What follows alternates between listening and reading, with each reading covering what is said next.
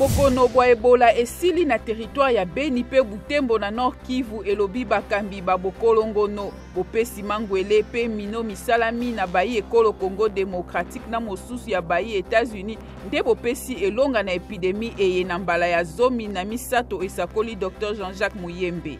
Pene na bato batano bakufi na likamali ya motuka basusu mwambe bazoki na route nationale numéro 1 na territoire ya Masimanimba na Kwilu. Mokambi ya territoire ya Masimanimba alobi ete motuka yango molekisaki mbango pe mozalaki kouta Kikwit pe kokende Kinshasa. Basali ya municipalité ya ville ya Mosenjo na département ya Nyari na Congo Brazzaville bakangi ba bureau ya maire pona kosenga lifuta ya bango. Balobi bafuta mate wuto sanza tukumitano na mwami.